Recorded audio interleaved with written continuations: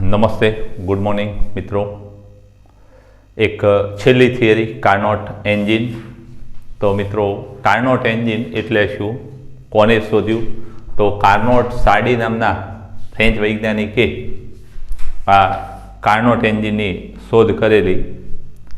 હવે સામાન્ય રીતે કોઈપણ ઉષ્મા એન્જિન છે એ બે તાપમાનો વચ્ચે કામ કરતું હોય છે।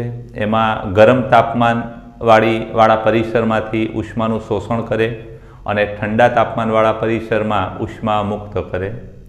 હવે ગરમ T1 તાપમાન ધરાવતા પરિસર અને ઠંડા T2 તાપમાન ધરાવતા પરિસર વચ્ચે ઉષ્મા એન્જિન કાર્ય કરતું ઉષ્મા એન્જિન સાડી કાર્નોટ નામના વૈજ્ઞાનિકે શોધ્યું અથવા વિચાર્યું। અને જે થર્મોડાયનેમિક્સના જે પાયાના સિદ્ધાંતો છે એની શોધ નથી થઈ એના પહેલાં, અથવા એની શોધ થઈ એ પહેલાં આ પરિસ્થિતિ અથવા તો કાર્નોટ એન્જિન એવું બનાવીએ કે જેની કાર્યક્ષમતા છે એ વધુમાં વધુ મળે, મહત્તમ કાર્યક્ષમતા મળે એવું એન્જિન બનાવવા માટે કેવી પરિસ્થિતિ હોવી જોઈએ એવું વિચાર્યું મિત્રો આ સાડી કાર્નોટ ફ્રેન્ચ એન્જિનિયરે।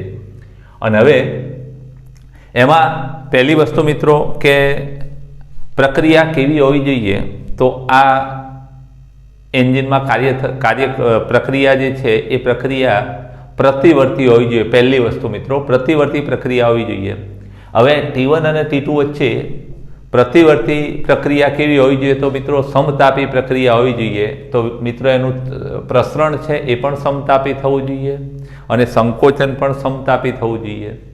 હવે પ્રસરણ એટલે કે વિસ્તરણ સમતાપી હોઈ શકે, સંકોચન પણ સમતાપી હોઈ શકે। તો મિત્રો કદમાં ફેરફાર થાય તો કાર્ય થશે, અને કદમાં ફેરફાર કરવા માટે શું, તો મિત્રો આપણે કોસાઇસ્ટેટિક પ્રક્રિયા વિચારવી પડે। જો તાપમાન T2 સુધી લઈ જવા માટે સમકદ પ્રક્રિયા વિચારીએ તો સમકદ પ્રક્રિયામાં મિત્રો ઘણા બધા તબક્કા વિચારવા પડે, ઘણી તંત્રોની બહુ મોટી શ્રેણી લેવી પડે મિત્રો, અને મોટી શ્રેણીમાંથી પસાર કરતું કદના નાના ફેરફાર દ્વારા આપણે આ તાપમાન T2 સુધી લઈ જઈ શકીએ।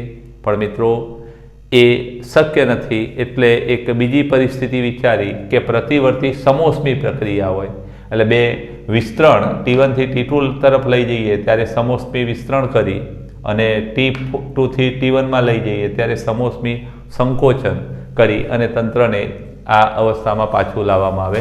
એટલે બે સમતાપી અને બે સમોષ્મી પ્રક્રિયા પર કાર્ય કરતું આ ઉષ્મા એન્જિન છે જેને કાર્નોટ એન્જિન કહેવામાં આવે છે। એની પ્રક્રિયા મિત્રો ખાસ યાદ રાખજો કે બે તાપમાન વચ્ચે કાર્ય કરતું પ્રતિવર્તી હીટ એન્જિન, બે તાપમાન વચ્ચે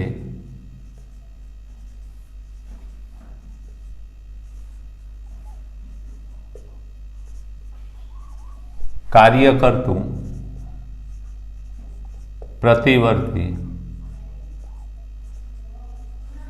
હીટ એન્જિન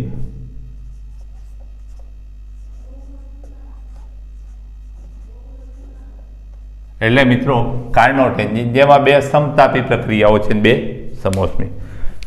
મિત્રો આ કાર્નોટ એન્જિનની પ્રક્રિયા ચક્રીય પ્રક્રિયા છે એ અહીંયા રેખાકિત દર્શાવેલી છે પીવી આલેખમાં। એમાં મિત્રો આ તબક્કો 1 થી 2 તબક્કો, 2 થી 3 તબક્કો, 3 થી 4 તબક્કો, 4 થી 1 તબક્કો। એમાં પહેલી સમતાપી સમોષ્મી, સમતાપી સમોષ્મી।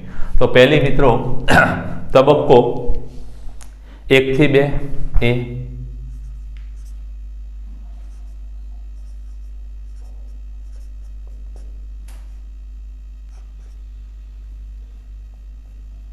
એક થી 2 કે જેમાં તંત્ર કઈ અવસ્થામાં, તો કે P1 V1 T1 માંથી P2 V2 T1 અવસ્થામાં આપણે લઈ જઈએ। તો મિત્રો તંત્ર શરૂઆતમાં P1 V1 T1 અવસ્થામાં છે, અને આ અવસ્થામાંથી સમતાપી વિસ્તરણ કરી, કેવું વિસ્તરણ? સમતાપી વિસ્તરણ। આ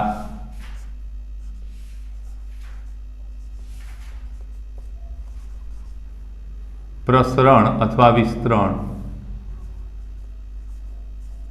કરી અને તંત્ર P2 V2 T1 અવસ્થામાં લઈ જવામાં આવે છે। મિત્રો સમતાપી પ્રક્રિયા છે અને આ સમતાપી પ્રક્રિયામાં કાર્ય કેવું થાય તો સમતાપી પ્રક્રિયામાં કાર્ય W 1 માંથી 2 માં બરાબર શું થાય તો આપણે આવું સૂત્ર ભણી ગયા mu R T1 natural logarithm અંતિમ કદ ભાગ્યા પ્રારંભિક કદ। આવું સમીકરણ થાય મિત્રો કાર્યનું। આ પહેલા તબક્કાનું કાર્ય। પછી મિત્રો તબક્કો 2 બી તબક્કામાં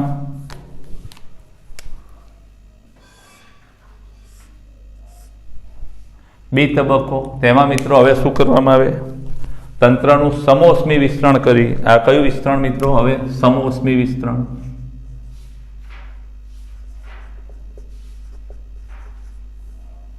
વિસ્તરણ અથવા પ્રસરણ સમોષ્મી પ્રસરણ કરી 2 થી 3 અવસ્થામાં એટલે કે P3 V3 T2 અવસ્થામાં લઈ જવામાં આવે છે। તો સમોષ્મી વિસ્તરણ તબક્કો 2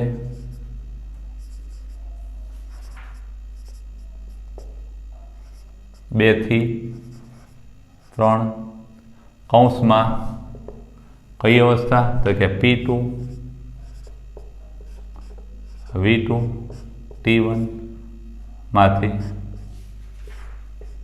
P3 V3 અને T2 અવસ્થામાં લઈ જવામાં આવે અને સમોષ્મી વિસ્તરણ અને સમોષ્મી વિસ્તરણમાં કાર્યનું સૂત્ર આપણું આવું છે મિત્રો કે W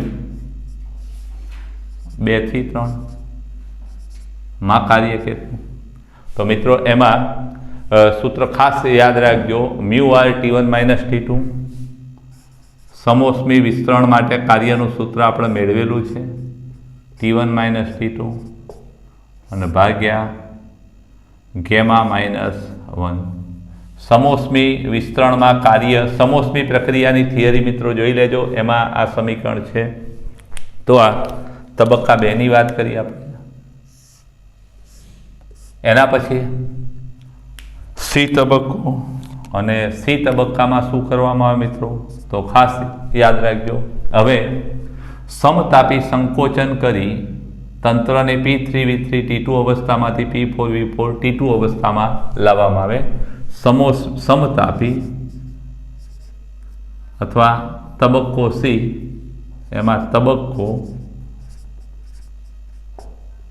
કયો તો કે હવે 3 માંથી 4 માં કઈ અવસ્થા તો મિત્રો P3 V3 T2 માંથી P4 V4 T2 સમોષ્મી વિસ્તરણ। તો આ જે પ્રક્રિયા છે એ કઈ મિત્રો સમોષ્મી વિસ્તરણ સમોષ્મી સંકોચન સમતાપી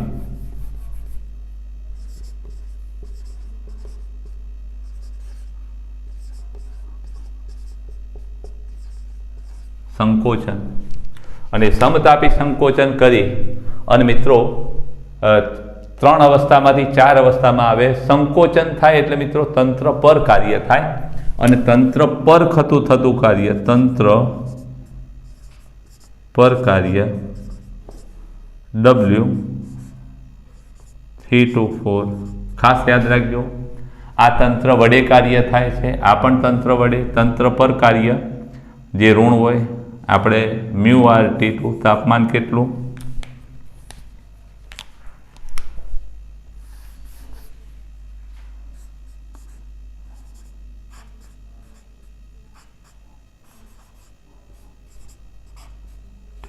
નેચરલ લોગેરિધમ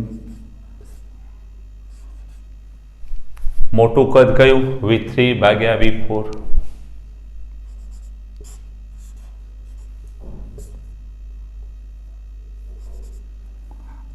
આ તંત્ર પર થતું કાર્ય છે ખાસ યાદ રાખજો। અને હવે છેલ્લો તબક્કો સમોષ્મી સંકોચન।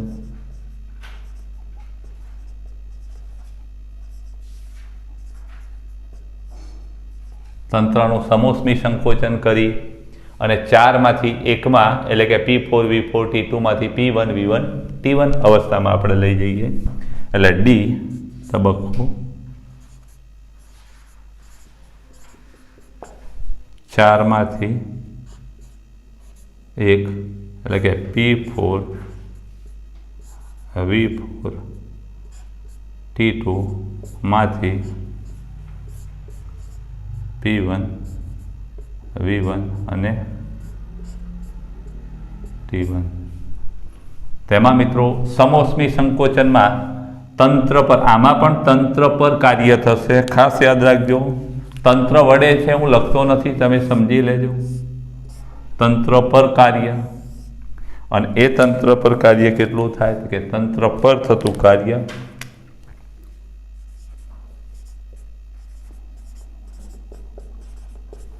W 4 to 1 is equal two આના જેવું થશે મિત્રો મ્યુ આર તાપમાનનો તફાવત કેટલો T1 માઇનસ T2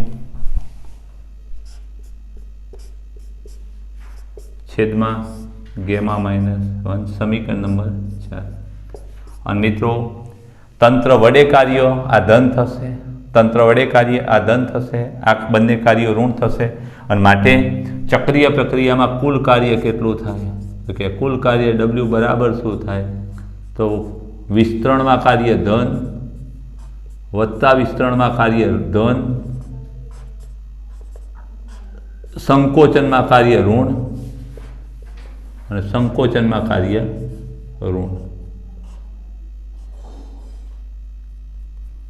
છેલ્લી બે પ્રક્રિયાઓ સંકોચનની છે અને માટે W બરાબર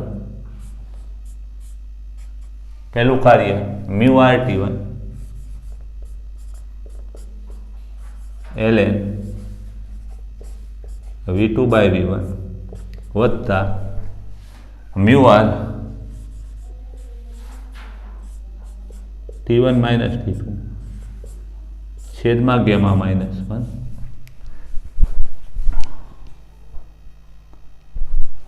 અહીંયા માસે નહીં એટલે આપણે અહીંયા જ લખ્યા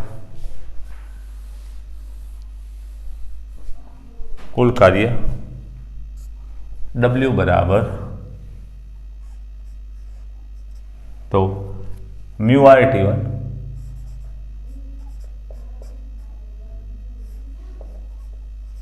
V2 ભાગ્યા V1 વત્તા mu R T1 minus T2 છેદમાં gamma minus 1 minus W2 3 4 mu R T2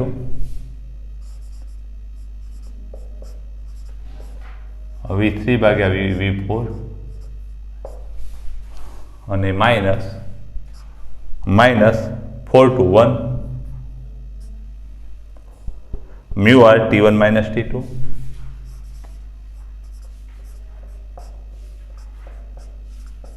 છેદમાં ગેમા માઇનસ 1. આ બે ઉડી જશે મિત્રો અને માટે આપણું કાર્ય આવું થશે mu R natural logarithm minus mu R T2 natural logarithm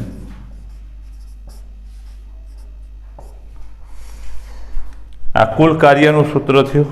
સમીકરણ નંબર આપણું આ 5. હવે કાર્યક્ષમતા ઈટા બરાબર શું થાય તો કાર્યક્ષમતા ઈટા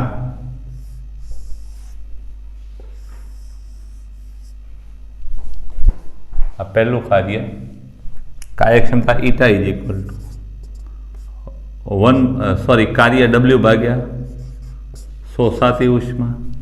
ખાસ યાદ રાખજો મિત્રો, અહીંયા તંત્ર દ્વારા શોષાતી ઉષ્મા સમતાપી વિસ્તરણમાં તંત્ર દ્વારા શોષાતી ઉષ્માય કાર્ય જેટલું હોય છે એટલે મિત્રો અહીંયા W12 ને શું કહેવાય Q1 બરાબર W12 થશે. પછી આમાં મિત્રો ગુમાવાતી ઉષ્મા થશે એટલે આ મિત્રો Q2 થશે અને માટે કાર્ય W ભાગ્યા Q1 અને એને 1 માઇનસ Q2 ભાગ્યા Q1 પણ આપણે કહી શકીએ 1 માઇનસ Q2 ભાગ્યા Q1. આ સમીકરણ નંબર આપણું આ 5. Q2 ભાગ્યા Q1 નું સૂત્ર આપણે મૂકીએ તો ઈટા બરાબર શું થાય 1 માઇનસ Q2 મિત્રો Q2 mu R T2 ln V3 by mu R ln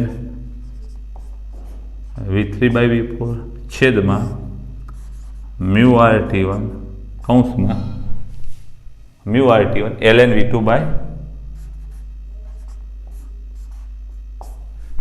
mu R ઉડી જાય અને માટે ઈટા બરાબર શું થાય T2 ln છેદમાં T1 ln સમીકરણ નંબર આપણો 6. જરા ધ્યાન આપજો આપણું આ ઈટાનું સૂત્ર ના આમાં મિત્રો આપણે આ V3 V4 V2 V1 નો સંબંધ આપણે મેળવવાનો છે. જરા અહીંયા સમીકરણ અગત્યના છે, બોક્સમાં મૂકી દઈએ.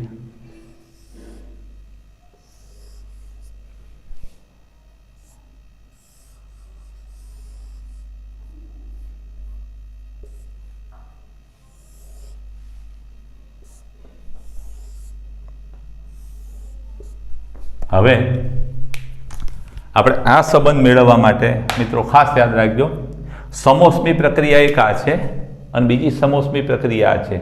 સમોષ્મી પ્રક્રિયામાં આવો એક સૂત્ર છે, ખાસ યાદ રાખજો. સમોષ્મી ફેરફાર અહીંયા હું લખી દઉં તો સમોષ્મી માટે ટીવી રેસ્ટુ ગેમા -1 બરાબર અચળ. આ એક બહુ અગત્યનું સૂત્ર છે, ખાસ યાદ રાખજો. ટીવી રેસ્ટુ ગેમા -1 બરાબર અચળ. આ એક સમોષ્મી પ્રક્રિયા છે. એટલે T1 V2 રેસ્ટુ ગેમા -1 બરાબર T2 V3 રેસ્ટુ ગેમા -1. એટલે સમોષ્મી પ્રક્રિયા માટે એનો ઉપયોગ કરીએ તો સમોષ્મી તબક્કાઓ માટે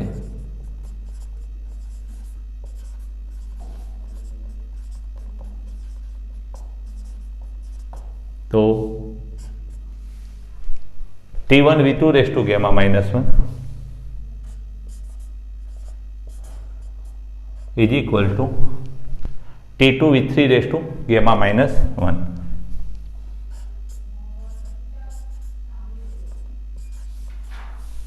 અને માટે આ T1 ભાગ્યા T2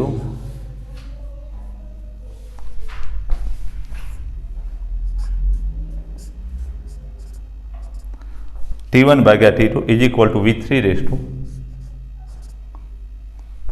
ગેમા -1 ભાગ્યા V4 રેસ્ટુ V4 નહીં મિત્રો V2 રેસ્ટુ ગેમા -1. આ સમીકરણ નંબર આપણું આ 7. અને હવે એ જ રીતે આ પણ સમોષ્મી ફેરફાર છે.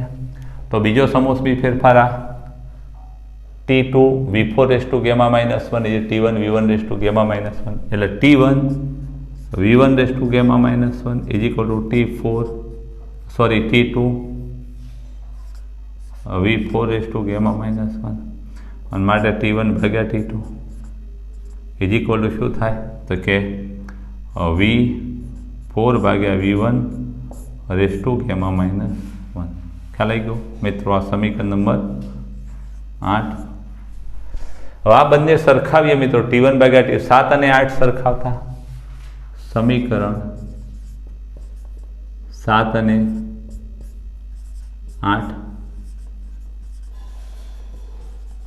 સરખાવતા તો V3 ભાગ્યા V4 raised to gamma -1 is equal to V4 ભાગ્યા V1 રેસ્ટુ ગેમા -1. આ બંને ગાતો ઉડી જાય મિત્રો. અને માટે શું આવે તો માટે V3 by V4 is equal to V3 by V2 V3/V2 is equal to V4/V1 આવું થશે મિત્રો. માટે V3/V1 V3/V4 is equal two V2/V1 થાય. આ સમીકરણ નંબર આપણું ખાસ યાદ રાખજો. અને આપણે અહીં લઈ ગયા નહીં, સમીકરણ નંબર 9. હવે આ સમીકરણ 9નો ઉપયોગ મિત્રો સમીકરણ 6માં કરતા, તો સમીકરણ 9નો ઉપયોગ સમીકરણ 6માં કરતા તો